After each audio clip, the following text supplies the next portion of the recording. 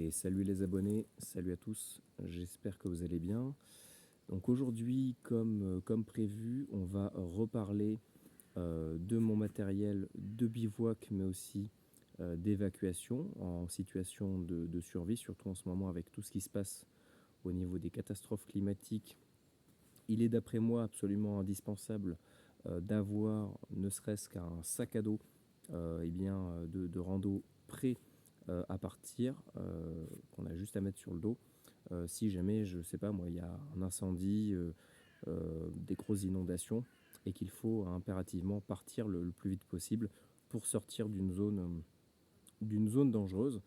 Donc avant l'été, je vous avais déjà tourné quelques vidéos concernant quelques petits modules de mon matériel que j'ai emporté avec moi lors de mon petit voyage de à peu près 14-15 jours dans les Pyrénées, où j'étais en autosuffisance, hein, je ne vais pas dire en autonomie, mais en autosuffisance. Et donc voilà, d'après moi, le bivouac et l'évacuation, ça va être la même chose, puisqu'en fait on va partir d'un point A à un point B avec du matériel avec soi qui va nous permettre de répondre à certaines problématiques que l'on va rencontrer sur le trajet. Donc l'idée c'est que ça réponde aux besoins les plus primaires, les plus importants. Donc se nourrir, dormir, s'hydrater, maintenir une hygiène correcte, pouvoir éventuellement même se protéger, se localiser, communiquer, bref, toutes ces choses-là, on va devoir les avoir sur soi en permanence. Et donc, c'est pour ça qu'il va falloir optimiser en essayant d'avoir le matériel le plus polyvalent possible, le plus résilient possible. Donc aujourd'hui, on ne va pas parler du sac à dos en tant que tel, on ne va pas parler de tout ce que j'ai à l'intérieur, on verra ça dans une autre vidéo. Aujourd'hui, on va se concentrer sur la popote. Donc l'idée de ces vidéos-là, ça va être de vous montrer, de vous parler et de vous faire vraiment un retour d'expérience sur mes 15 jours de bivouac, sur le matériel que j'ai emporté avec moi et sur qu'est-ce que j'en pense en fait en réalité. L'idée de ce voyage-là, c'était avant tout de voyager, mais c'était également de tester mon matériel pour voir vraiment ce que ça vaut sur le terrain et si ça répond ou non à mes besoins. Moi, je suis dans une approche où je ne vais pas chercher la complexité, je ne vais pas chercher des paramètres, des données très complexes sur les différents objets que j'emporte avec moi. Mais je vais rester très simple, puisqu'en fait, en réalité, dans ces situations-là, dans des situations assez critiques, c'est binaire, en fait, comme décision, comme résultat, on va dire. C'est que soit ça marche et ça répond à nos besoins, soit, je vais dire ça crûment, mais c'est de la merde. Donc ça va dégager de notre matériel. Et donc l'idée c'est de vous dire sur chaque objet que j'ai emporté, est-ce que ça a répondu à mes besoins ou est-ce que c'est de la merde, tout simplement. Moi je suis on va dire assez franc là-dessus. On va pas tergiverser pendant 10 000 ans. Donc la popote. Alors, moi j'étais parti sur une popote donc de la marque MSR, que vous connaissez peut-être déjà pour ceux qui font pas mal de bivouac. Hein. C'est vraiment une marque quand même assez connue. Moi je l'avais prise parce que je la trouvais sympa. J'étais parti de base sur une popote Decathlon que vous connaissez tous avec le dessus en plastique. Sauf que moi je suis un grand adepte du feu. Et je mets tout au feu. Donc toutes les parties en plastique déjà, c'était pas possible. Donc moi je prends que des objets qui peuvent être mis dans le feu parce que voilà, c'est comme ça que je fonctionne. Donc moi je suis parti sur une MSR. Si je me trompe pas, c'est une 1,5 litre. En tout cas, c'est donné pour une voire deux personnes. C'est, je crois, l'un des modèles les plus petits que vous pouvez avoir. Donc c'est de l'inox. On a un système d'ouverture avec, en gros c'est la tige du dessus qui va également nous servir de poignée, qui fait en fait office de fermeture et qui va venir exercer une pression sur le capot qui va consolider le tout et qui va faire que on ne pourra pas l'ouvrir et elle ne se déboîtera pas dans le sac à dos. Donc pour l'ouvrir, c'est quand même assez simple. On fait ça, on enlève l'espèce de petite goupille, tac, et à partir de là, on peut ouvrir notre gamelle. On a un couvercle également en inox. Je n'ai aucune pièce ni en plastique ni en silicone dessus. Alors c'est pas étanche, mais c'est quand même relativement, on va dire, hermétique, surtout quand il s'agit de garder de la nourriture au chaud. Donc moi c'était aussi dans cette optique-là que je l'avais prise. C'était pour pouvoir me cuisiner de la nourriture. Donc souvent ce que je faisais, je cuisinais donc le midi et je cuisinais pour 2 portions, 2 voire 3 portions que je gardais tout au long de la journée dedans au chaud, et le soir je pouvais manger ma deuxième portion sans avoir à recuisiner, reallumer un feu parce que des fois on ne peut pas allumer de feu, on n'a pas le temps, on n'a pas envie, on est fatigué. Donc moi je fonctionnais comme ça. À l'intérieur, qu'est-ce que j'y ai mis? Alors là il n'y a pas tout, mais je vais quand même vous décrire un petit peu ce que je mets habituellement. Donc là on retrouve un grand filet, un grand sac en filet, donc c'est du coton. Donc la marque c'est quoi déjà? All Over the World. Voilà, si vous voulez regarder. Je l'avais acheté, je sais plus, dans un magasin quelconque. Donc vraiment très pratique. Moi je le prends déjà pour caler ce que j'ai à l'intérieur. Donc là j'ai également mes petits ustensiles pour cuisiner, pour manger. Donc j'ai fourchette, cuillère. Et le couteau, je l'ai ailleurs, parce que je m'en sers aussi pour d'autres choses. Donc ce filet-là, moi, il me sert, par exemple, si je pose mon camp, je vais laisser mon gros sac à dos sur le camp. Et si, par exemple, je veux ramasser je sais pas moi, des fruits, n'importe quoi, des légumes, si j'ai des gourdes à transporter, des bouteilles, n'importe quoi, ou pour aller faire des petites courses, je prends ce petit filet-là. En plus de ça, on peut éventuellement s'en servir pour pêcher. On peut tout à fait imaginer une sorte de trappe dans laquelle on va venir mettre de la viande pourrie et on va très facilement pouvoir capturer du poisson. Voilà, donc ça peut. Je m'en suis jamais servi pour pêcher pour l'instant, mais on pourra éventuellement tester à l'occasion. Et ça me sert également à caler si jamais je mets d'autres choses à l'intérieur pour pas que ça tape sur les parois et que ça soit désagréable dans le sac à dos avec les mouvements. Donc moi au niveau du sac à dos, donc c'est sur mon sac, c'est un Fort Clase, donc c'est le Trek 100. Alors il marque Trek 100, mais c'est un 60 litres, c'est pas un 100 litres. Moi je trouve que c'est vraiment le minimum qu'il faut avoir. Un 100 litres, 60 c'est déjà des limites, hein. Si on a vraiment tout ce qu'il faut pour dormir, manger, se soigner, etc., etc. Donc moi, hop, je la mets tout en bas.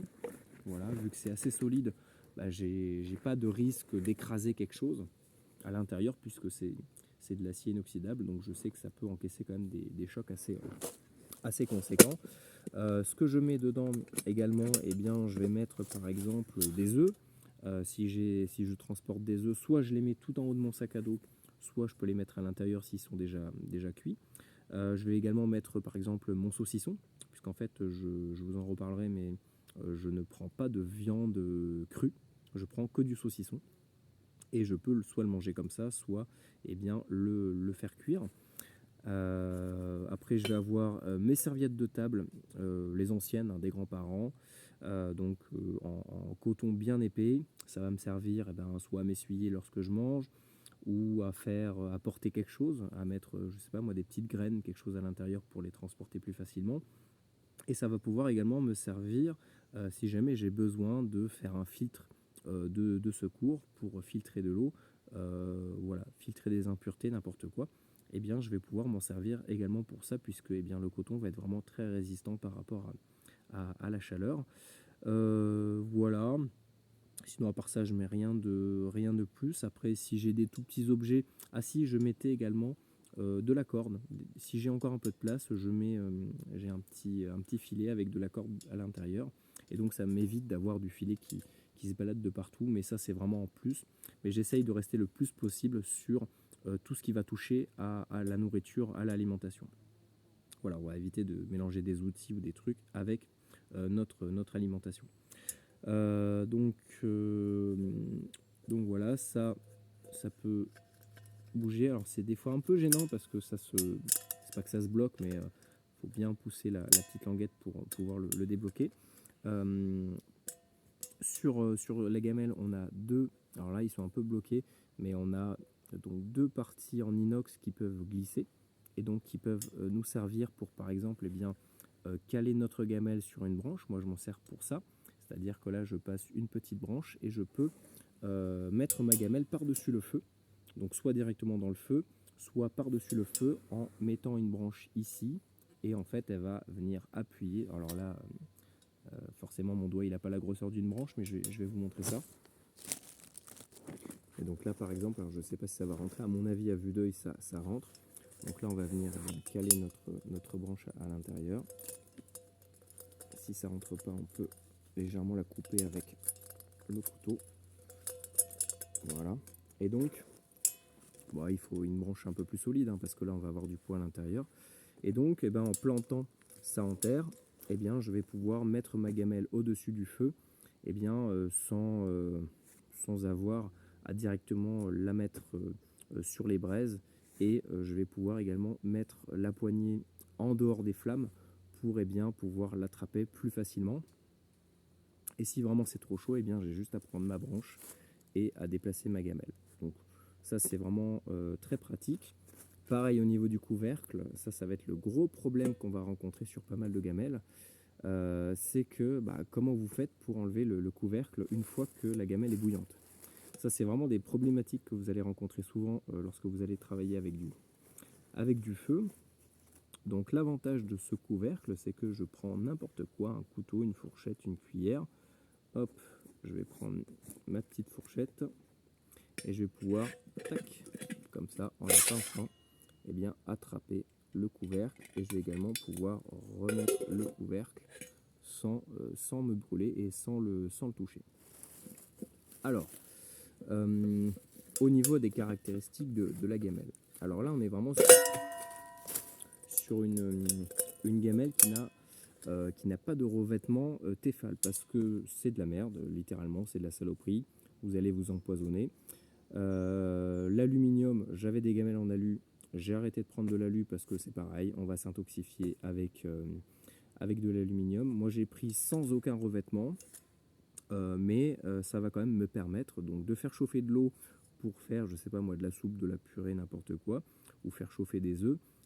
Du riz, moi je prends beaucoup de riz, je suis un gros mangeur de riz, mais si j'ai besoin de faire cuire de la viande, eh bien tout simplement, ce que je vais faire, en fait, c'est comme ce que font nos ancêtres, hein, ce que faisaient nos ancêtres, eh bien ils mettaient de l'huile au fond, et par contre, eh bien, il va falloir bouger régulièrement notre viande pour pas que ça rabine et pour pas que ça colle au fond. Donc vous voyez, forcément j'ai des petites traces, mais c'est pas gênant, ça ne gêne en rien la fonctionnalité de la gamelle. Donc on va bien mettre de l'huile au fond et on va pouvoir mettre notre viande, notre œuf, n'importe quoi, pour bien le cuire à l'intérieur. Ce qui est bien, c'est qu'on peut, une fois que la gamelle est bien chaude, on met le couvercle et on peut s'en servir un peu comme d'un mini four si jamais vous voulez faire lever de la pâte, faire du pain, n'importe quoi. C'est vraiment un format idéal puisque lorsqu'on remplit cette gamelle là, on en a pour à peu près 2 personnes, voire 2 personnes et demie, selon comment vous mangez. En tout cas, moi, ça me fait 2 bons repas bien consistants. Et ça me sert également à faire du petit pain sans levure. Donc je prends juste de la farine, de l'huile, de l'eau, et je fais une pâte. Et donc en quelques minutes, je vais pouvoir comme ça me faire du pain. Et c'est vraiment génial pour ça. Je vous montrerai, mais c'est vraiment tout bête. Et ça, après, ça vous fait un bon apport, un bon petit truc à côté pour manger plus facilement. La poignée, alors ça va être à la fois un avantage et un inconvénient. Donc là, vous avez, je ne sais pas si vous voyez bien, mais il va falloir peut-être que je les réécarte. Donc on a des petites, moi j'appelle ça des titoulettes, hein, des petits trucs qui sortent là en ferraille. Et donc ça permet normalement de pouvoir donc pincer. Dès que vous pincez ici, ça vous permet d'éviter que votre gamelle en fait se replie sur elle-même, parce que ça va être vraiment problématique lorsque vous allez faire du riz, des pâtes, n'importe quoi, vous avez besoin de vider l'eau, eh bien, s'il n'y a pas ce système, et c'est vraiment le gros défaut que je trouve, que je remarque sur pas mal de gamelles, c'est que lorsqu'on fait ça, qu'est-ce qui se passe? Eh bien, on se prend la gamelle sur la main, enfin ça se renverse en gros, et donc on va gâcher notre nourriture, on va tout foutre par terre. Là, si on pince, normalement on est censé pouvoir le bloquer, mais vous voyez que ça a quand même ses limites. Donc voilà, moi j'ai pas trop confiance en ce système. Ce que je fais, c'est que je prends la deuxième boucle de l'autre côté et je peux, comme je veux, eh bien, vider la gamelle. Ce qui est bien, c'est que pour faciliter les choses, on peut également mettre le couvercle. Vous fermez votre couvercle et vous allez, alors vous le laissez comme ça, au moins la gamelle ne peut toujours pas s'ouvrir. Vous pouvez juste jouer un petit peu avec ça pour exercer quand même un petit peu de pression, vous voyez, sur le dessus, sur la poignée, pour que ça ferme le couvercle sans trop que ça appuie sur bien, la gamelle. Et donc ça va laisser passer l'eau et vous allez pouvoir comme ça, en jouant sur l'écartement, juste ici, bien, faire couler l'eau sans faire bien, couler le riz, les pâtes ou ce que vous êtes en train de faire cuisiner. Donc ça c'est vraiment pratique, hein. C'est pour ça que je suis parti sur cette gamelle là, malgré le fait que j'avais des gamelles, on va dire de base ça avait l'air plus intéressant, mais au final moi c'est celle-là vraiment qui me convient le mieux. Elle est vraiment très ergonomique, elle est vraiment assez polyvalente au final, et c'est vraiment costaud, c'est solide, et je peux la mettre dans le feu et je sais que je suis tranquille. Donc voilà, donc je vous rappelle la marque MSR, donc c'est une Seagool, Seagu2L. Je ne sais pas si vous allez voir, en plus ça va être en négatif, une Seagool, Seagool, je ne sais pas comment on dit. Donc voilà, ça c'est ma popote du quotidien. On va pouvoir même directement manger dedans, il n'y a pas de souci, elle est quand même assez agréable pour manger. Voilà, on la tient comme ça, et puis en fait j'ai pas d'assiette, hein, je mange directement dedans, et c'est très bien. Et si jamais vous avez besoin de cuisiner deux choses différentes, par exemple du riz puis après de la viande, eh bien vous pouvez tout à fait mettre votre viande déjà cuite dans le dessus de la gamelle, ce qui n'est pas possible par exemple avec les gamelles Décathlon. Donc vous allez vous en servir un peu comme d'une assiette, d'un plateau. Vous allez la poser et vous allez faire cuire votre riz ou vos pâtes ou n'importe quoi dans la gamelle, et après vous avez juste à remélanger le tout et le tour est joué. Voilà au niveau de la popote. Donc n'hésitez pas à poser vos questions si jamais vous en avez. Puis là on va enchaîner avec la suite du matériel. À toutes.